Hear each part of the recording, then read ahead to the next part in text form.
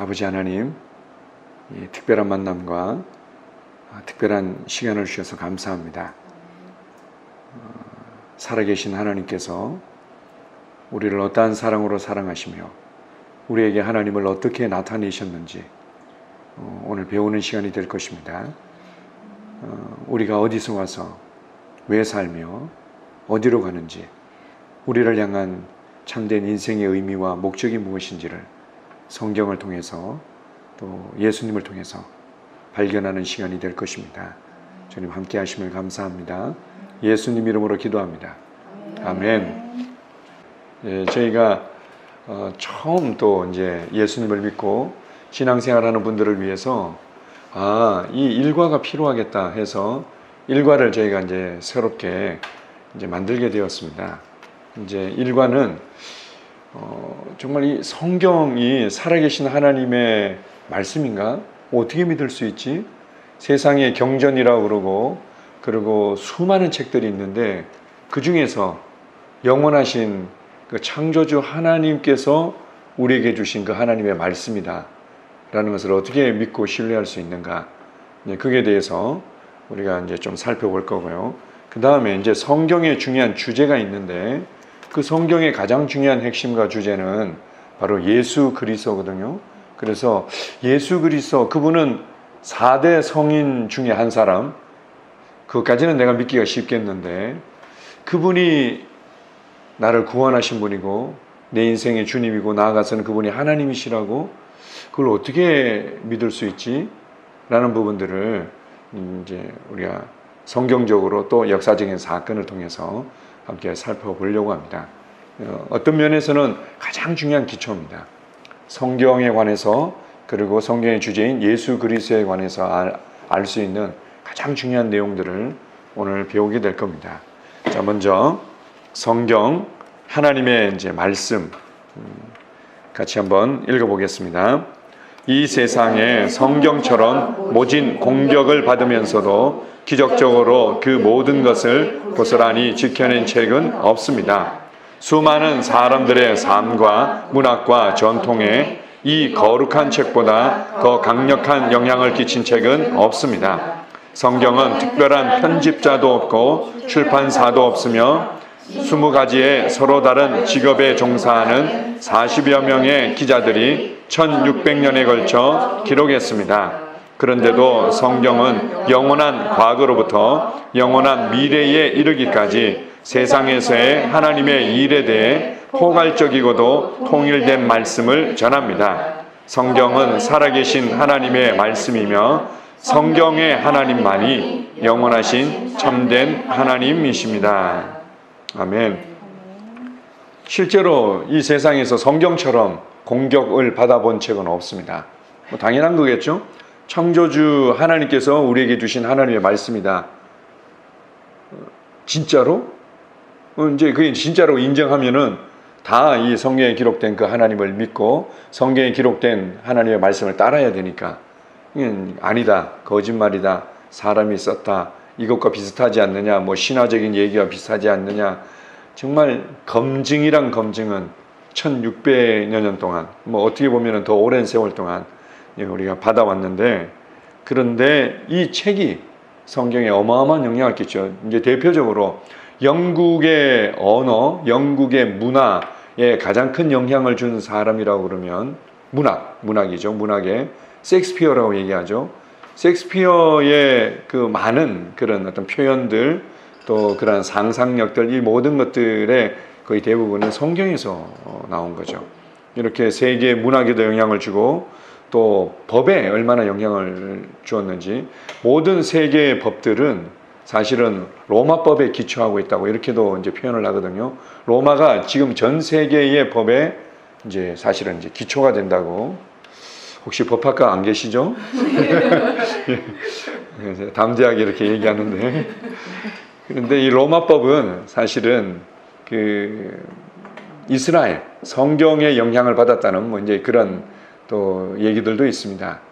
로마가 이후에 이제 기독교화 되어지면서 또 새롭게 다듬어지고 또 발전한 이런 또 법들도 이제 많이 있으니까 그런 거죠. 사람들의 삶과 문화과 전통에 이 성경보다 더 강력한 영향을 준 것은 실제로 없습니다. 그런데요, 구약은 예수님 오시기 전에 기록된 것이 약 한 1500여 년에 걸쳐서 기록되어졌습니다. 처음에 이제 기록자가 모세죠, 모세로부터 시작해가지고 1500여 년 동안 기록되어졌는데요. 약 한 40여 명의 저자들이, 그 중에는 왕도 있고 양을 치는 목자도 있고 귀족도 있고 농부도 있고 아주 다양한 직업을 가진 사람들이 아주 다양한 시대에 그리고 다양한 장소에서 살았는데, 놀라운 것은 동일한 얘기를 하고 있다는 거예요.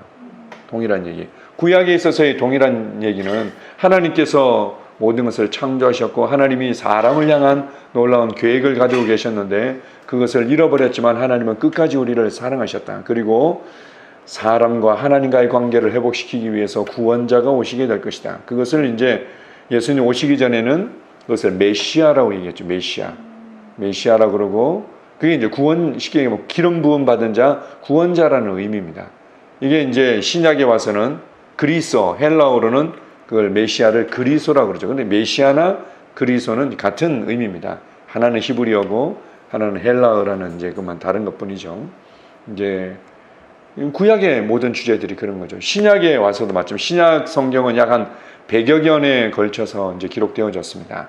그런데 동일하게 다양한 직업을 가진 사람들이 다양한 곳에서 그들에게 주어진 하나님의 말씀을 이제 감동을 따라서 기록했는데 동일한 얘기를 하고 있는 거죠. 예수님께서는 하나님이시며 구원자이셨다. 그리고 그분은 다시 오시게 될 것이다. 이제 이런 얘기들을 동일하게 하고 있습니다.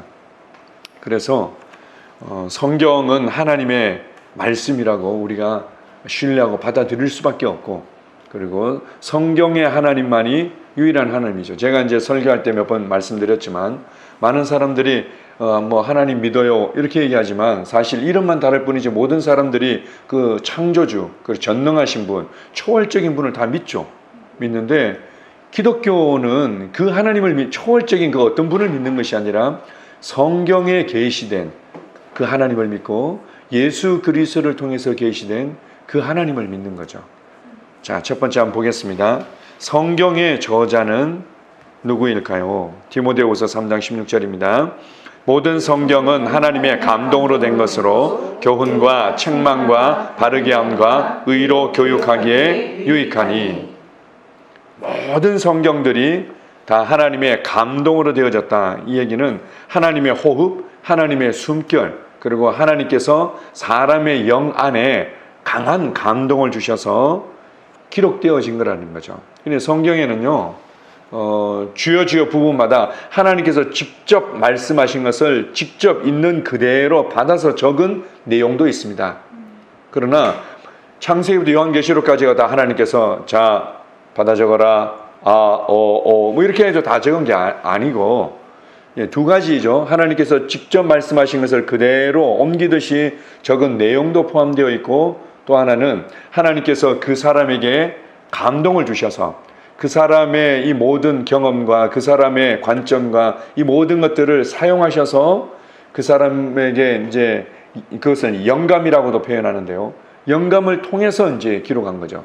대표적인 게 예수님에 대해서 강한 감동들을 주셨는데, 이 마태라는 사람은 이스라엘 정통 유대인이면서 그 레위 사람이었어요. 레위 족속은 이제 제사장은 아닌데 제사장을 돕는 섬기는, 넓게 보면 이제 제사장 계열이라고 할 수 있는, 그러다 보니까 굉장히 정통적인 이스라엘의 그런 문화와 교육을 받으면서 자란 사람이죠.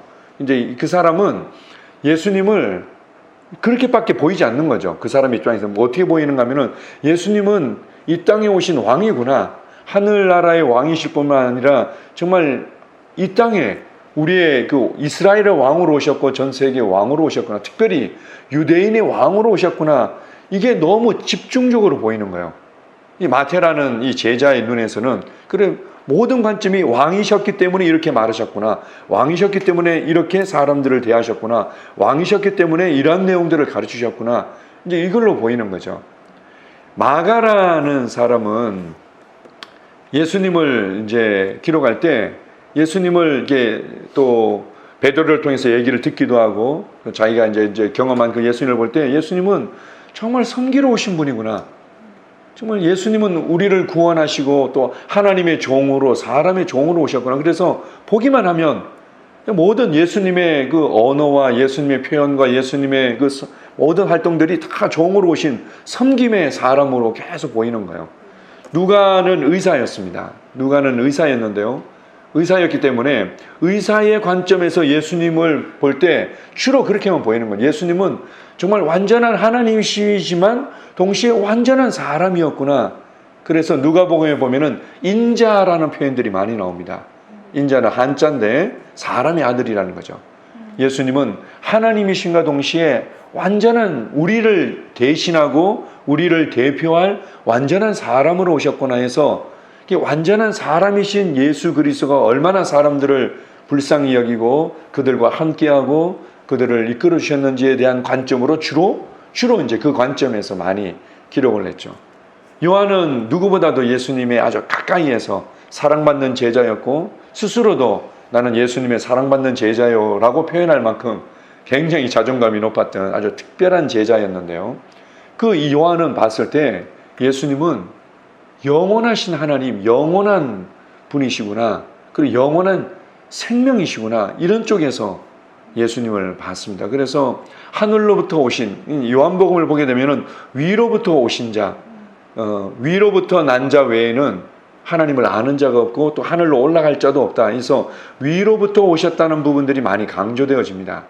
그리고 동시에 또 요한복음이나 이분이 이 요한이라는 제자가 쓴 요한 서신을 보게 되면 영원부터 계셨던 그 생명, 이 생명이 육신을 입고 우리를 찾아오셨다. 이런 표현들이 많이 나옵니다.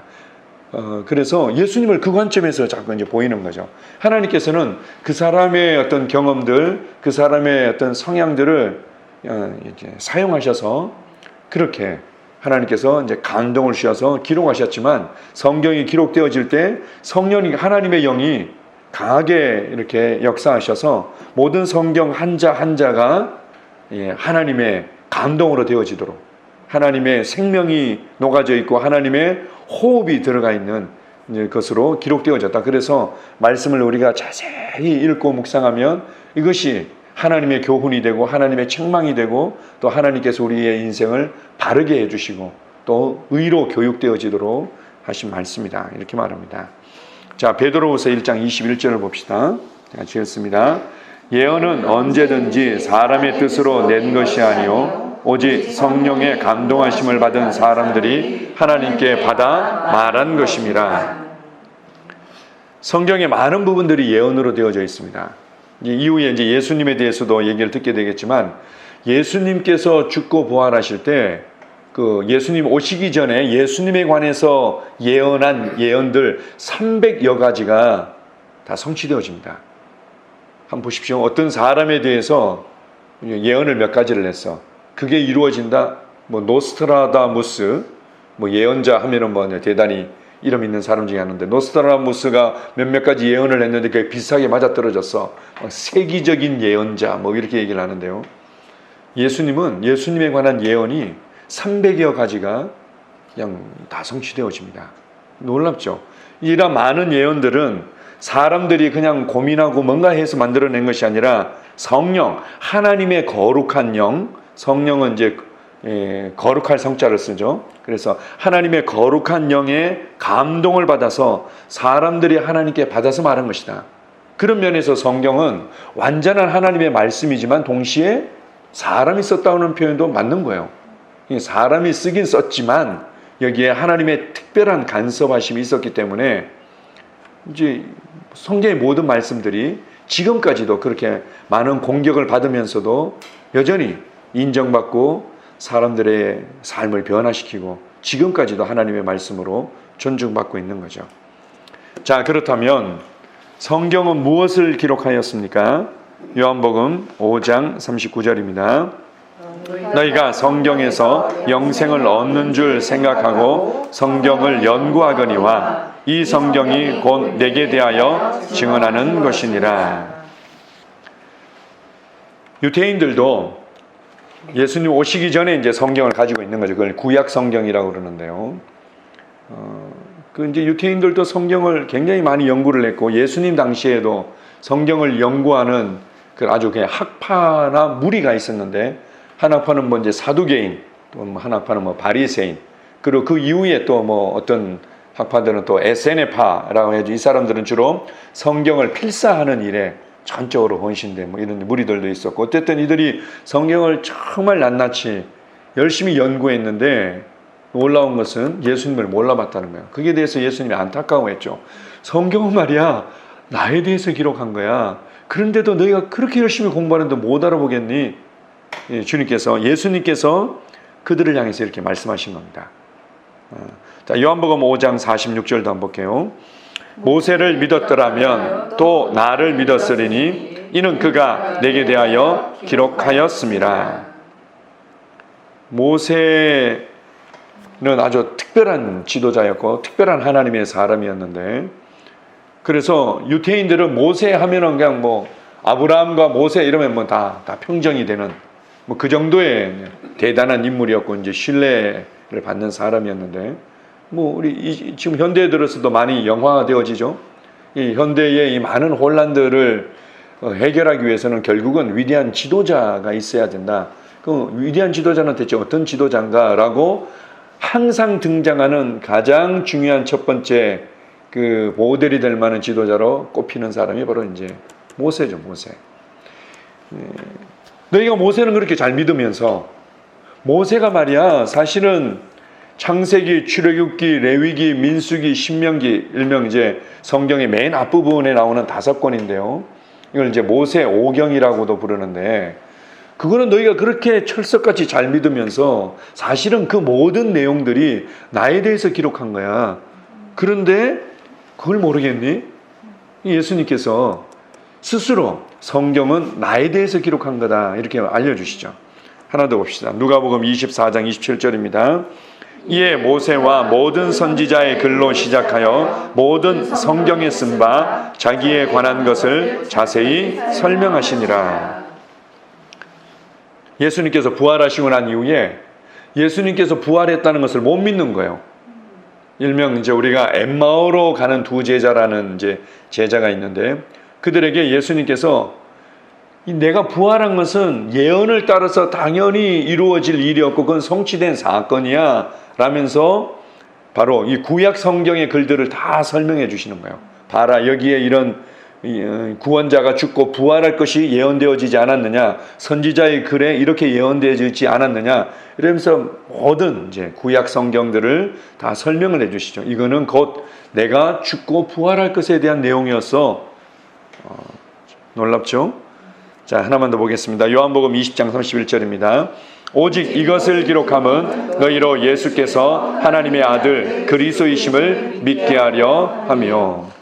성경을 기록했습니다. 하나님의 감동을 따라서 이렇게 이제 서신서라고 얘기하는데 편지를 써서 성도들에게 이제 보내주게 되는데, 그렇게 기록한 목적은 바로 예수님께서 하나님의 아들, 하나님이시면서 바로 구원자이심을 믿도록 하기 위해서, 믿으려면은 이분이 어떤 분인지를 알아야 될 거 아니에요. 그래서 예수님에 대한 기록들을 낱낱이 목격한 증언들을 기록해서 보내는 거죠. 그걸 볼 때 예수님이 이런 분이셨어요 라가 아니라, 예수님은 정말 하나님이시며 구원자셨군요. 나는 그분을 나의 하나님으로 나의 구원자로 모셔드립니다.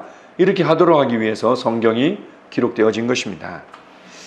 자, 밑에 성경은 같이 한번 읽어보겠습니다. 시작. 성경은 예수 그리스도께 모든 초점이 맞추어져 있습니다. 구약은 그리스도의 오심을 고대하며 신약은 오신 그리스도와 다시 오실 그리스도를 고대합니다.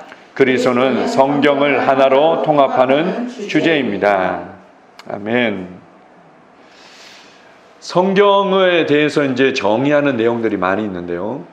이제 성경은 이제 크게 이제 두 가지 정도로 얘기를 합니다. 하나는 뭔가 하면 하나님의 러브레터 뭐 이렇게 표현을 하죠. 하나님의 그 사람을 향한 그 사랑을 기록한 내용인데, 그 사랑이 예수님을 통해서 완전히 나타난 거예요. 예를 들어서 이제 연애 편지를 썼다. 연애 편지를 쓴 내가 널 너무 사랑해. 너무 보고 싶어. 근데 편지만 그렇게 써놓고는 5년 동안 10년 동안 코빼기도 안 보여. 이건 아마 딴 살림 차렸을 가능성도 있는 거죠. 근데 예수님께서 실제로 육신을 입고 우리를 찾아오셔서 그 사랑을 완전히 계시해 주신 거죠. 완전히 보여주신 거예요. 완전히. 그래서 이제 성경의 가장 중요한 주제는 하나님의 사랑, 러브레터다. 이렇게 이야기도 하고요. 또 한 표현으로 성경을 하나님의 자녀들에 향한 편지다. 이렇게도 얘기를 합니다. 아빠가 아들한테 쓰는 편지. 얼마나 하고 싶은 얘기들이 많겠어요. 이게 그 사랑하는 남자가 사랑하는 여인에게 쓰는 편지의 내용하고 또 아빠가 아들에게 쓰는 편지의 내용은 좀 다르겠죠. 그런데 이제 성경을 자세히 보게 되면 정말 하나님 아버지가 아들에게 쓰는 편지와 같다는 것들을 많이 보게 될 겁니다. 이제 어쨌든 그래서 이 가장 핵심되는 주제는 바로 예수 그리스도라는 거죠. 예수 그리스도다. 아까 우리가 이제 또 어느 정도 설명은 됐지만 그렇다면 하나님께서 왜 이 성경을 이렇게 글로 기록해서 책으로 우리 가운데 전해두셨는가? 디모데후서 3장 15절입니다.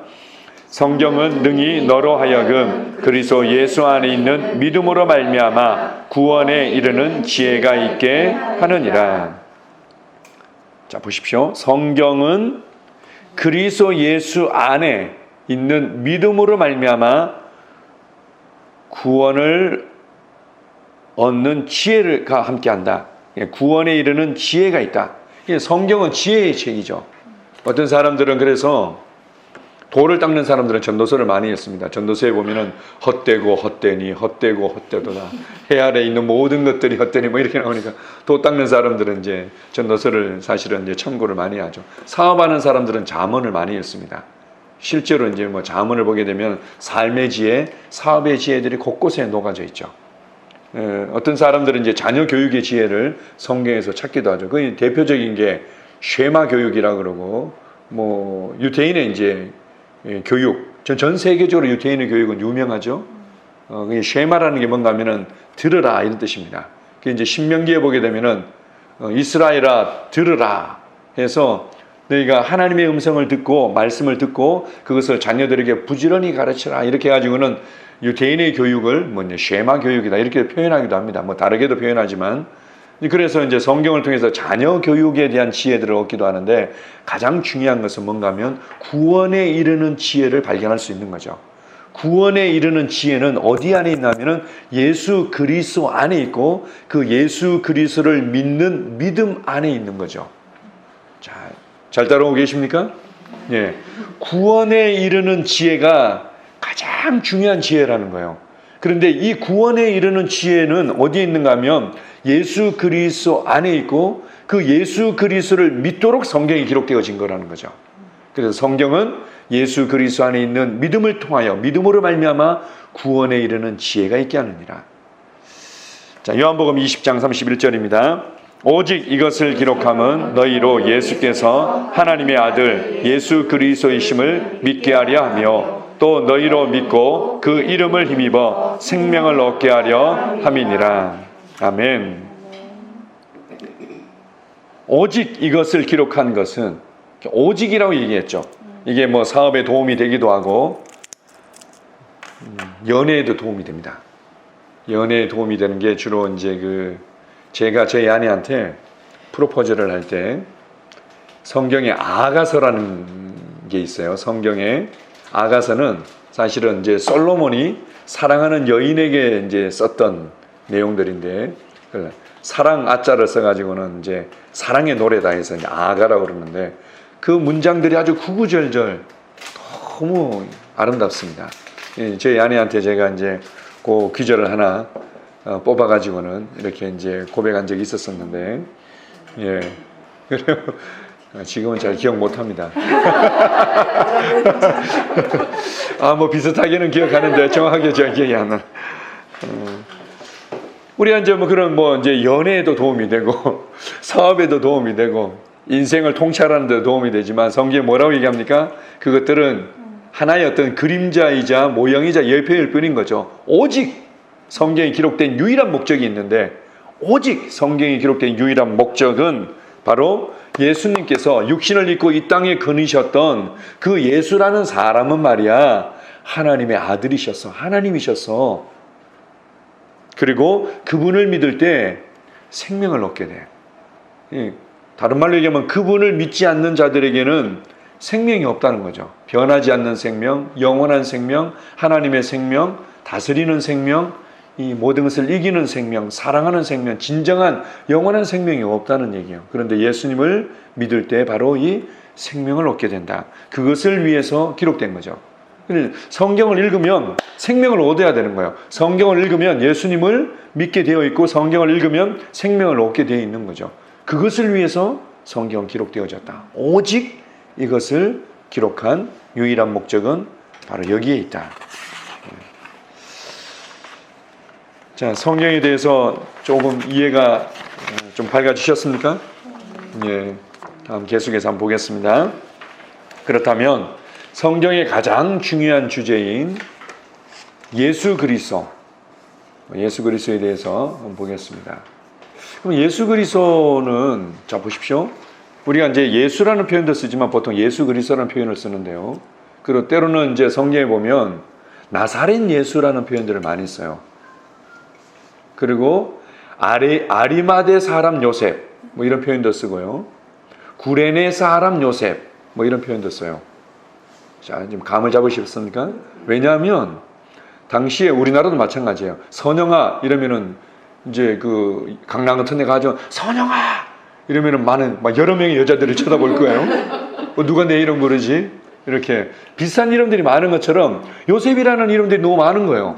요셉이랑. 그래서 그 지역을 따서 이 구레네라는 지역에서 온 요셉, 이제 고향 사람. 그러니까 저 같은 경우는 규태인데, 규태야 이러면은 이제 몇 사람이 볼 수 있는 거죠. 제가 인터넷에 쳐봤더니 똑같은 이름들이 여러 개 있더라고요.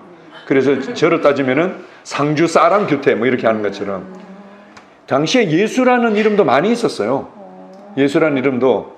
그래서 이 사람도 예수고 저 사람도 예수야.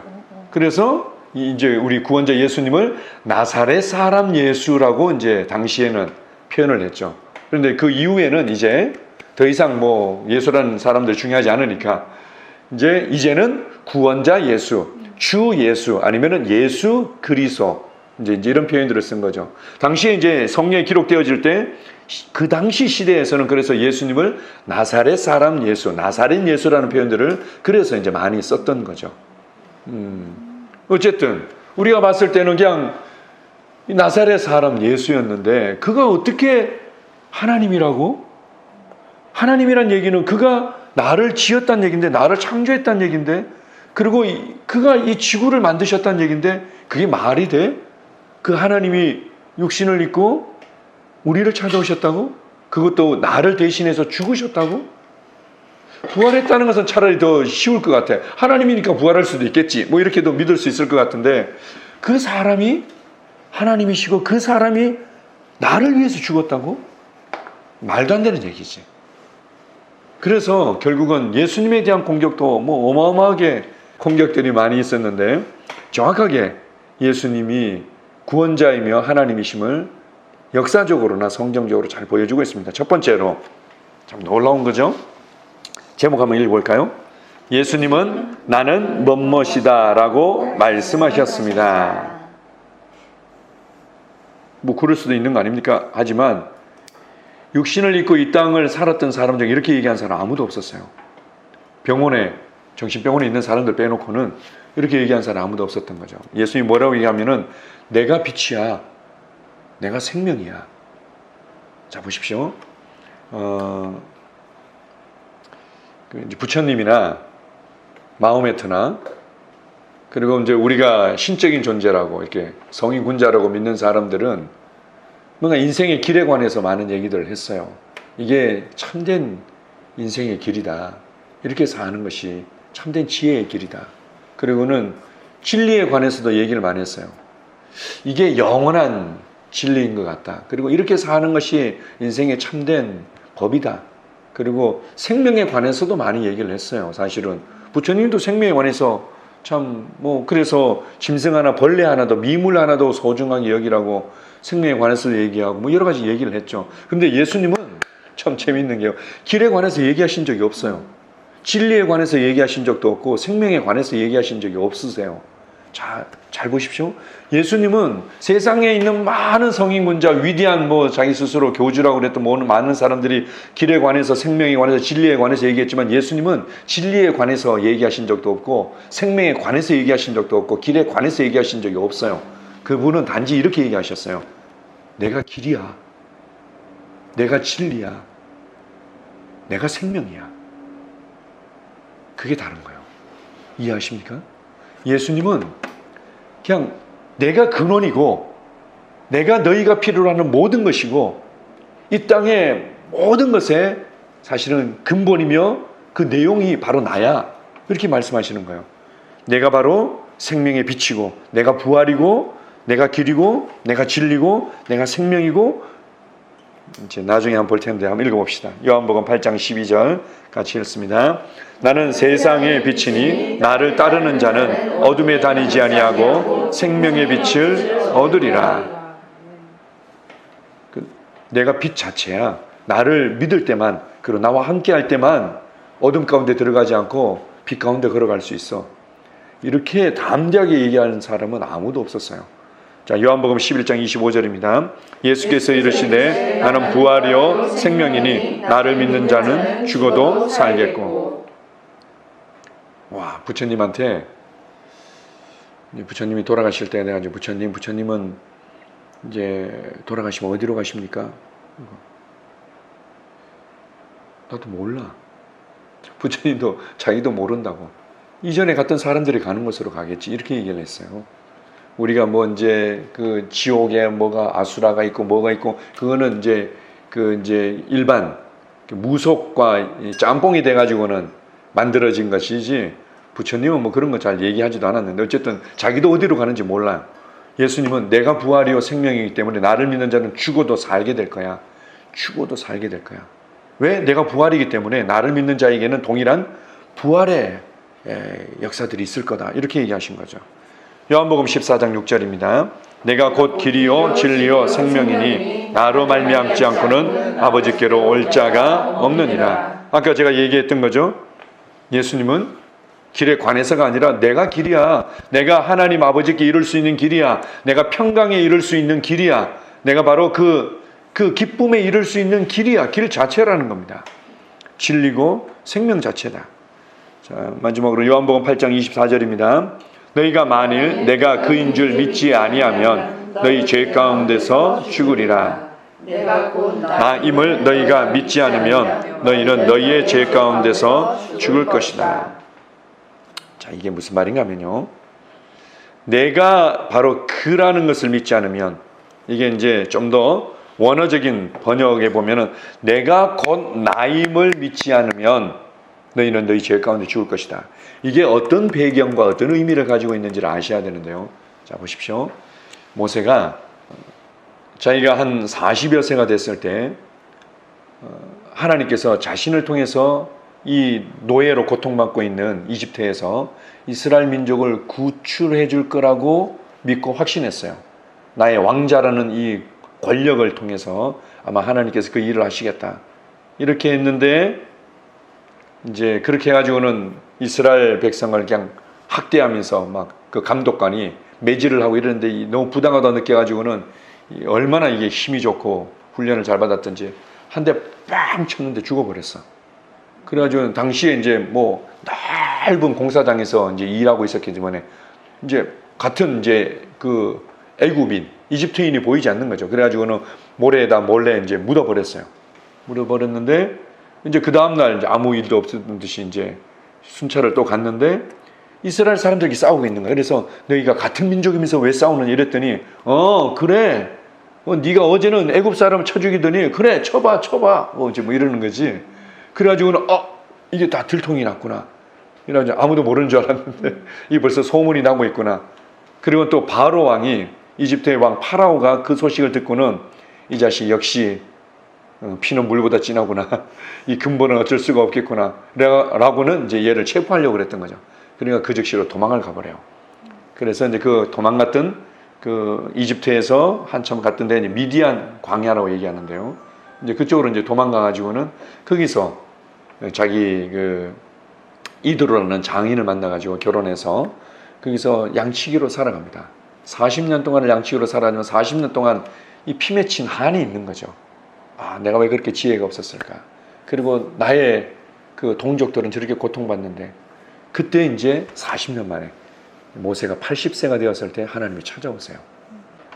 가시떨기라는 이제 나무에 불이 붙어버린 거예요. 이 광야는 아주 땡볕이다 보니까 하도 바싹 마르다가 때로는 불이 붙어가지고는 탈 때가 있다는 거죠, 얘네들이. 그런데 띄엄띄엄 있는 이렇게 조그마한 이제 숲을 같은 덤불 같은 나무인데다가 불이 붙으면은 푹 타다가 꺼져버린다고. 얘는 불이 붙었는데 늘 평상시에 보던 이 가시떨기, 가시덤불이었는데 불이 안 꺼지는 거예요. 그래가지고 모세가 이제 가죠. 갔는데 그 가운데서, 그 불꽃 가운데서 하나님께서 말씀하시는 거예요. 모세야, 모세야, 내가 선 곳은 거룩한 곳이니 내 신을 벗어라. 그리고는 이제 하나님께서 그걸 부르시죠.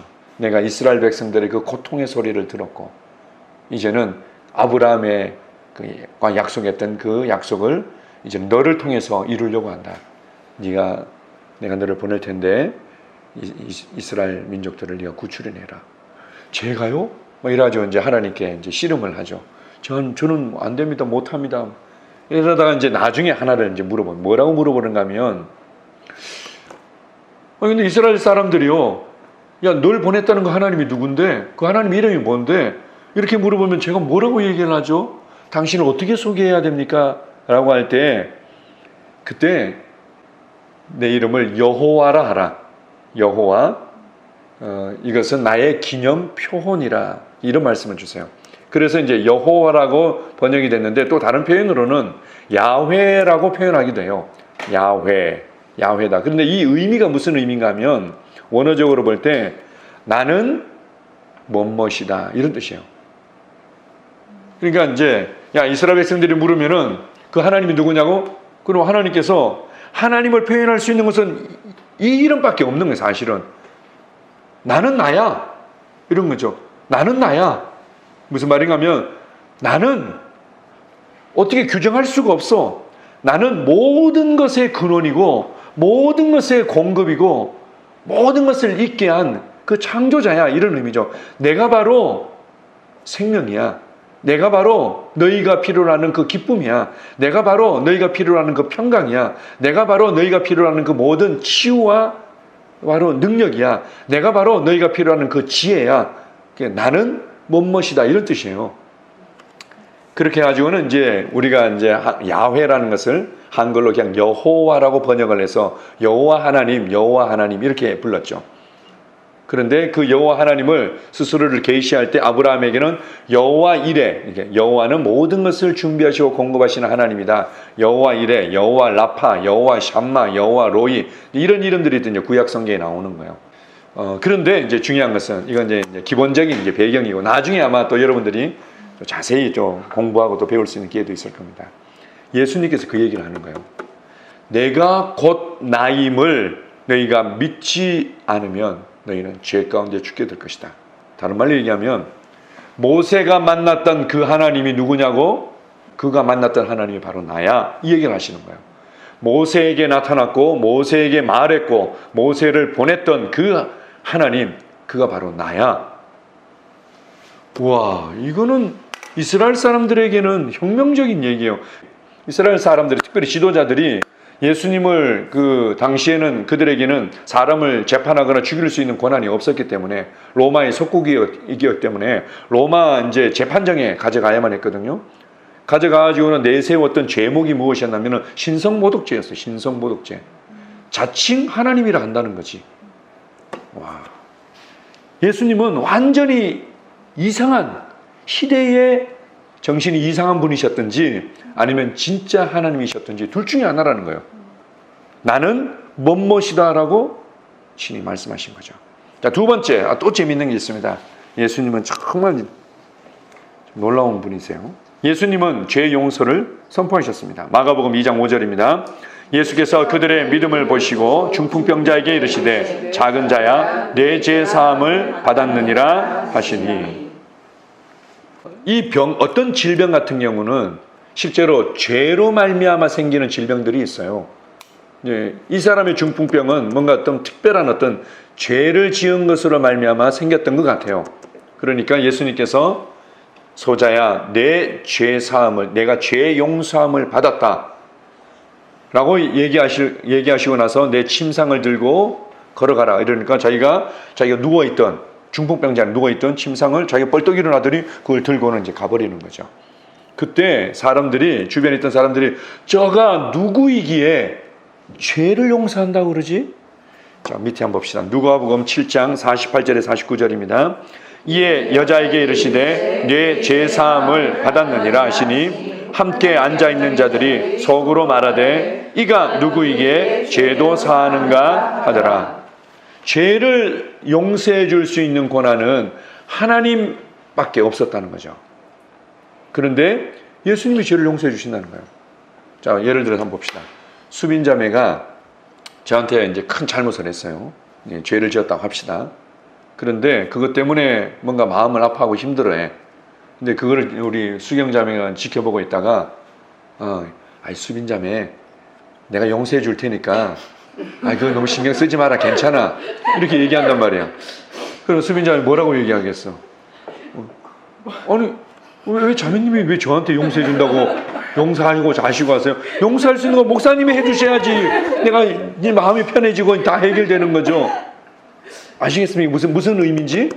바로 예수님께서 죄를 용서하신다는 얘기는 사람들이 누구한테 죄를 졌다는 얘기예요? 예수님께 죄를 졌다는 거예요. 그러니까 예수님께서 죄를 용서해 줄 수 있는 권한이 있는 거죠. 이해가 되십니까? 은영자매가 저한테 잘못을 했으면은 이것을 내가 이제 괜찮습니다, 그냥 없던 걸로 합시다 라고 용서해주고 해결할 수 있는 사람은 저에게 있는 거죠. 저한테 잘못했으니까. 근데 사람들이 그런 거예요. 당신이 누군데 용서해줘? 하나님? 사람은 하나님께 죄를 지었고 하나님이 용서해 줄 수 있는 건데 당신이 뭔데 죄를 용서해줘? 예수님께서 나에게는 죄를 용서할 권한이 있어. 이래서 이제 신성모독죄로 또 예수님을 죽이려고 그랬던 거죠. 놀라운 일입니다, 이게. 이런데도 예수님을 몰라봤다니. 예수님은 정말 정신적으로 이상한 분이셨든지 진짜 하나님이셨든지 둘 중에 하나인데 정신적으로 이상한 분이라고 아니라고 여겼다면 당연히 하나님과 구원자로 믿어야 되는데 왜요? 예수님이 이렇게 얘기했는데. 세 번째, 이제는 밝히 드러내십니다. 제목 한번 읽어볼까요? 예수님은 자신이 하나님의 아들이며 하나님이심을 말씀하셨습니다. 자, 마가복음 14장 61절에서 62절입니다. 내가 찬송받을 이의 아들 그리스도냐? 예수께서 이르시되 내가 그니라. 인자가 권능자의 우편에 앉은 것과 하늘 구름을 타고 오는 것을 너희가 보리라 하시니. 이 얘기를 듣자 대제사장이 옷을 찢어버립니다. 참남하다고. 이거는 비통하고 이건 있을 수 없는 얘기를 내가 들었다. 이런 미친 사람의 얘기를 내가 들어서 이런 이 하나님을 모독하는 말을 내가 도저히 견딜 수 없다라는 의미로 자기 옷을 막 찢어버리는, 헐크라서 그런 게 아니라 너무 듣지 못할 얘기를 들었다, 이런 얘기죠. 예수님께서 내가 그다 이렇게 얘기하시는 거예요. 자, 요한복음 10장 33절입니다. 유대인들이 대답하되 선한 일로 말미암아 우리가 너를 돌로 치려는 것이 아니라 신성 모독으로 인함이니 내가 사람이 되어 자칭 하나님이라 함이로라. 하나님의 아들이라는 얘기는 하나님이란 얘기예요. 그래서 그에 대해서 이렇게 얘기를 하는 거죠. 내가 단지 선한 일 때문에 그런 것이 아니라 신성 모독한 것 때문에, 그 자칭 하나님이라 한 것 때문에 그렇다라고 이들이 이제 죽이려고 했던 거죠. 예수님은 스스로 나는 하나님의 아들이다, 그리고 하나님이심을 스스로 드러내셨던 거예요. 자, 보십시오. 우리가 이제 하나님의 아들 이러니까 하나님이 계시고 어떤 알지 못하는 하나님의 어머니도 계시지 않을까, 하늘 어머니도. 그래서 그 사이에 어떻게 태어난 자녀이지 않을까, 우리 이렇게 생각하는데 하나님의 아들이라는 이 표현은 특별히 이제 예수님에 대한 하나님의 아들이라는 표현은 하나님의 생명을 완전히 보여주신. 그래서 성경에서는 하나님의 형상이요 하나님의 표현이라는 이제 내용이 나옵니다. 그래서 예수님은 하나님의 생명을, 하나님의 빛을, 하나님의 지혜를, 하나님의 능력을 완전히 보여주시고 완전히 나타내신 분이라는 의미로서의 아들이라는 거죠. 보이지 않는 하나님, 듣고 보고 만질 수 없는 그 하나님, 그 빛을, 그 생명을, 그 지혜를 우리 가운데 완전히 보여주신 분이다라는 의미로서의 하나님의 아들이라는 겁니다. 그게 이제 독생자라는 유일한 하나님을 보여주신 분이다, 이런 의미죠. 자, 네 번째 제목 한번 읽어보겠습니다. 예수님은 죽음에서 다시 살아나셨습니다. 자, 요한복음 19장 33절 34절입니다. 예수께 이르러서는 이미 죽으신 것을 보고 다리를 꺾지 아니하고 그중 한 군인이 창으로 옆구리를 찌르니 곧 피와 물이 나오더라. 자, 예수님만 십자가에 못 박이셨던 것이 아니라 당시에 예수님의 왼쪽에 오른쪽에 강도 두 사람도 십자가에 못 박혔어요. 이제 극악 무도한 이제 죄인이다, 이런 이제 경우에 십자가형을 이제 했는데, 예수님이 달리신 그 언덕을 골고다 언덕이라고 불렀는데, 그 언덕에 예수님에만 매달린 것이 아니라 왼쪽에 오른쪽에 강도들이 같이 이제 못 박혔어요. 못 박혔는데 이 강도들 빨리 이제 다음 날이 유대인의 그 유명한 절기이기도 하고, 그리고 로마 병정들도 늦게까지 있을 수는 없고, 그러니까 이제 날은 이제 점점 이제 저물어 가고 시간이, 그러니까 야 빨리 해결하자 해가지고 당시에는 도망가지 못하도록 아예 그냥 거의 탈진해서, 보통은 십자가형은 탈진해 가지고는 죽고, 그리고는 이 밑에 하중이 밑으로 이렇게 쏠리면서 심장이 어마어마한 압박을 받으면서 심장이 파열돼 가지고 심장이 멈춰서 죽는 이제 경우들이 많았거든. 그래도 혹시나 해가지고는 보통은 십자가형을 마치기 전에 다리를 그냥 부러뜨리는 거예요. 도망가지 못하도록 다리는 그냥 확 부러뜨리는데, 이제 두 사람은 이제 망치 같은 걸 해가지고 다리를 그냥 막 부러뜨리고, 딱 부러뜨리고 예수님께 가서 딱 보니까 예수님 벌써 돌아가신 거예요. 그러니까 완전히 죽었는데요, 이러니까 확실히 해야지. 이제 창 가지고 옆구리를 그냥 팍 찔렀는데 옆구리에서 피와 물이 나오는 거예요. 보통은 옆구리를 팍 찌르면 살아있는 사람들은 피가 나오게 되어 있어요. 근데 죽은 사람은 이 심장의 혈류가 멈추게 되면은 이게 그 뭐 적혈구하고 뭐 혈청하고 이런 것들 분리가 일어나는 거예요. 그래서 탁 찔렀는데 피가 나오더라 이러면 이제 안 죽은 거죠. 그러면 그때는 이제 확인 사살하는 거죠. 그런데 팍 찔렀는데 물과 피가 흘러나왔다는 얘기는 심장이 완전히 멈추고 완전히 죽었다는 얘기예요. 이제 그 얘기를 하고 있는 겁니다. 그 중에 한 군인이 창으로 옆구리를 찌르니 피와 물이 나오더라. 완전히 죽으셨다는 것을 확실히 증언해 주고 있는 거죠. 자, 마태복음 28장 5절 6절입니다. 천사가 여자들에게 말하여 이르되 너희는 무서워하지 말라. 십자가에 못 박히신 예수를 너희가 찾는 줄을 내가 아노라. 그가 여기 계시지 않고 그가 말씀하시는 대로 살아나셨느니라. 와서 그가 누우셨던 곳을 보라. 예수님께서 이제 돌무덤에 갇혔단 말이에요.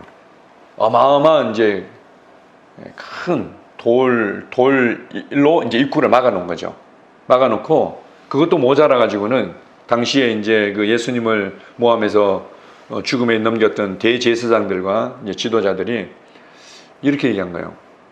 총독한테, 빌라도 총독한테 가서, 빌라도 총독님, 예수라는 이 작자가 살아있을 때 자기가 죽으면은 다시금 살아날 거라고 떠들고 다녔어요.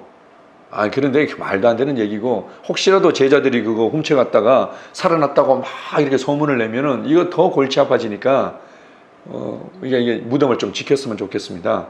병사 좀 내주십시오. 이러니까 해가지고는 이제 지키라고 로마 군인들이 무덤을 아예 지켰어요. 무덤도 지키고 있고, 그리고는 그게 무덤을 임봉을 해버리죠. 그냥 아예 이거 누가 건드리는 흔적이 없게끔 임봉을 해버립니다. 그런데 새벽에 천사들이 나타나서 돌을 굴려내고 그 장면을 목격한 로마 병사들은 기겁을 하고는 다 도망가 버리고, 그리고 그 예수님에게 너무 이제 급하게 장례를 치렀기 때문에 몸에 향유를 부어주고 싶어서 그 여인들, 예수님을 따르던 제자들 중에 그 시체에 그 옛날에는 풍습 가운데 이제 정말 사랑했던 분들이 그 썩으면서 냄새를 좀 덜하게 하려고 아주 향기로운 기름을 많이 이제 부어서 오랫동안 유지되도록 하기 위해서 왔는데, 오면서도 어떻게 무덤의 문을 어떻게 열 수 있을까요? 막 이렇게 해서 왔는데 열려 있는 거죠. 그때 천사가 나타나서 이렇게 얘기하는 거예요. 십자가에 못 박히신 예수를 너희가 찾는 줄 내가 알고 있는데 그분은 말씀하시던 대로 살아나셨다. 말씀하시는 대로 살아나셨다. 자, 누가복음 24장 39절에서 43절입니다. 시작. 내 손과 발을 보고 나인 줄 알라. 또 나를 만져보라. 영은 살과 뼈가 없으되 너희 보는 바와 같이 나는 있느니라.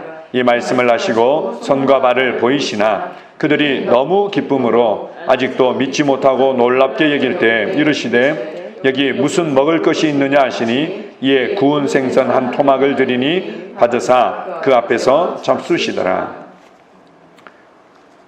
영은 살과 뼈가 없는 거예요. 살과 뼈가 없다. 귀신들은 살과 뼈가 없어요. 그런데 너희 보는 바와 같이 나는 살과 뼈가 있다. 내 손을 만져봐라. 그리고 내 옆구리에 손 넣어봐라. 이렇게 하고 또 제자들 앞에서 직접 음식을 드시기도 하신 거죠. 왜냐하면 이거는 그들이 경험해 본 적이 없으니까. 경험해 본 적이 없으니까 계속 의심하고 있는 거예요. 제자들마저도 의심하죠. 어떤 사람들은 그래서 제자들이 시체를 훔쳐가고는 소문을 퍼뜨렸다, 이런 얘기도 있습니다. 말도 안 되죠. 왜냐하면 자신의 그 지도자가 잡혀서 신성모독죄로 죽었기 때문에 그들도 언제 잡혀서 죽을까 그냥 겁을 먹고는 숨어 있었어요. 그런데 그들이 과감하게 가서 로마 병정과 싸움해가지고는 로마 병정을 도망가게 만들고, 말도 안 되는 거예요. 그리고 로마 병정이 또 그러면은 직접 우리가 얘네들한테 공격을 받았어요, 아니면 그 중에 한두 사람은 죽었을 수도 있는데 그런 게 전혀 없는 거죠. 말도 안 되는 얘기예요. 그리고 그렇게 돌문을 옮기고 이제 시체를 훔쳐갔을 리도 없는 거고, 만약에 그랬다면 당시에 예수님이 부활했다는 것을 증언한 제자들이 너무 많았어요. 그 중에 한 놈을 잡아가지고는 다 족쳤겠죠. 너 왜 거짓말해? 왜 이 사이비 종교를 만들고 있어? 라고는 족쳐갔다면 그 중에 최소한 한 사람은 죽음 앞에서 한 번만 살려주세요. 우리 가족은 제발 건들지 말아주세요. 사실은 우리가 훔쳐서요. 어디에 숨겨놨는데요. 이렇게 얘기하는 사람이 최소한 한 명은 있었어야지. 아무도 없었어요. 죽음 앞에서도 그들은 예수님의 부활을 목격했다고 다들 증언을 했죠. 자, 밑에 한번 읽어보겠습니다. 예수님은 죽음에서 3일 만에 다시 살아나신 후 6주에 걸쳐 11번 제자들에게 나타나셨습니다. 더구나 500명이 넘는 사람들이 부활하신 예수님을 목격했습니다. 부활하신 예수님은 만져질 수 있었고 구운 물고기를 드셨고 한 번은 제자들을 위해 아침 식사를 준비하셨습니다. 베드로는 그가 죽은 사람들 가운데서 살아나신 뒤에 우리는 그와 함께 먹기도 하고 마시기도 하였다고 말했습니다. 예수님은 그들과 긴 대화를 나누셨으며 하나님의 나라에 대해 많은 것을 가르치기도 하셨습니다. 6주에 걸쳐서 11번 제자들에게 나타나시고 한 번은 500여 명의 사람들에게 동시에 나타나기도 하신 겁니다. 자, 뒤에 보시면 우리는 부활하신 예수님을 믿음으로 생명을 얻고 구원을 받습니다.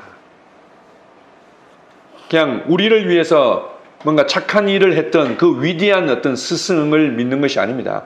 우리를 위해서 정말 삶의 좋은 모델이 되는 위대한 성인군자 중에 한 사람을 믿는 게 결코 아닙니다. 우리는 부활하신 예수님, 그 하나님을 믿음으로 생명을 얻고 구원을 받는 거죠. 요한복음 3장 16절입니다. 하나님이 세상을 이처럼 사랑하사 독생자를 주셨으니 이는 그를 믿는 자마다 멸망하지 않고 영생을 얻게 하려 하심이라. 이제 어떤 사람들은 예수님 믿으면 병 고침 받아요. 예수님 믿으면 잘 먹고 잘 살 수 있어요. 예수님 믿으면 마음이 편안해져요. 뭐 그런 것은 따라오는 선물입니다. 따라오는 선물인데 우리가 얘기하는 복음, 우리가 가르치는 이 메시지의 가장 중요한 것을 한 문장으로 말씀한다면 바로 요한복음 3장 16절이죠.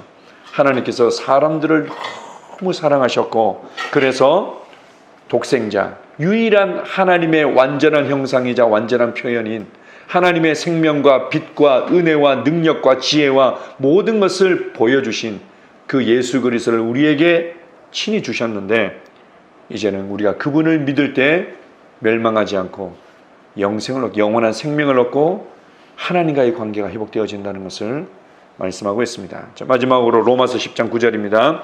내가 만일 내 입으로 예수를 주로 시인하며 또 하나님께서 그를 죽은 자 가운데서 살리신 것을 내 마음에 믿으면 구원을 받으리라. 우리가 어떻게 하나님과의 관계가 회복되어지고 하나님의 자녀로 다시금 태어나게 되는가? 어떻게 이 모든 세상의 저주와 공허로부터 구원받고 옮겨지게 되는가? 이게 이제 구원인데 구원은 예수님을 주로 시인하는 거. 아, 예수님이 나의 주인이시군요. 나의 창조자이시군요. 그리고 하나님께서 그를 죽은 자 가운데서 살리셨군요. 그분은 나를 위해 죽고 나를 위해 부활하신 분이시군요. 라고 받아들일 때 구원받는 겁니다. 이 구원의 굉장히 중요한 두 가지 내용이죠. 자, 밑에 한번 읽겠습니다. 성경은 나를 향한 하나님의 사랑과 계획을 기록한 책이며 예수님의 십자가와 장사 지냄과 부활을 통해 이루신 하나님의 구원을 기록한 책입니다. 이것은 복음입니다. 복음은 모든 사람을 구원하는 하나님의 능력입니다. 하나님과 성경을 믿고 사랑했던 나라와 가정과 개인은 변화되었고 그리고 더 지혜로워지고 계속해서 발전했습니다. 우리에게 주신 성경, 하나님의 말씀을 사랑하는 자들이 되십시오. 하나님은 모든 사람이 구원을 받으며 진리를 아는 데 이르기를 원하십니다. 아멘. 자, 이렇게 해서 우리 오늘 일과 성경과 예수 그리스도 가장 중요한 기초에 관해서 우리가 배웠고요. 다음 주에는 예수님을 통해서 구원받는다는 것이 대체 어떤 의미인가? 이 복음이라는 게 구체적으로 어떤 내용들을 말하는 건가?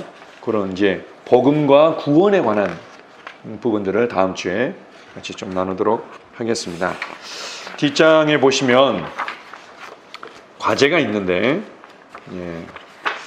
이 과제는 유튜브에 찾아보면 아마 또 이 멜로디가 좀 나와 있을 겁니다.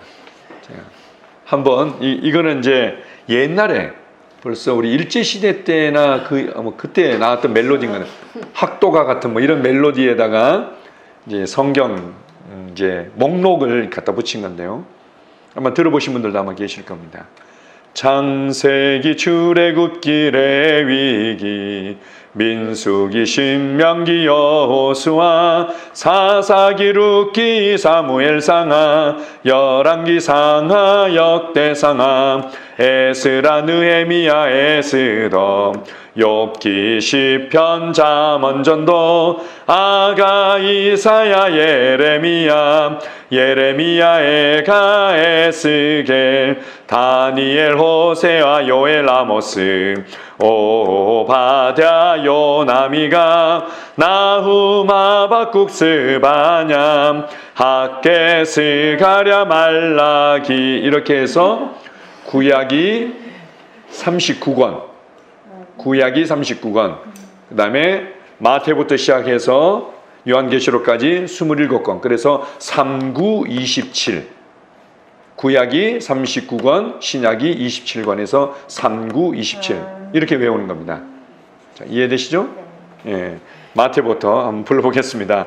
마태, 마가, 누가, 요한, 사도행전, 로마서, 고린도, 전후서, 갈라디아, 에베소, 빌립보, 골로새, 데살로니가, 전후, 디모데전서, 디모데후서, 디도, 빌레몬, 히브리, 야고보, 베드로, 전후, 요한, 1, 2, 3서, 유다, 계시록. 이 책의 이름은 생명책이니 구약이 39, 신약이 17. 이 책의 권수를 모두 합하니 생명의 양식이 66이라. 예, 그렇습니다. 멜로디가 쉽잖아요. 그리고 과제 마가복음. 마가복음이 예수님의 그 생애에 관해서 기록한 가장 먼저 기록된 이 복음이고, 그리고 가장 짧은 복음입니다. 그래서 마가복음을 다음 주에 오늘부터 두 장씩에서 토요일 날은 나머지 16장까지 이렇게 해서 읽어 오시면 좋겠습니다.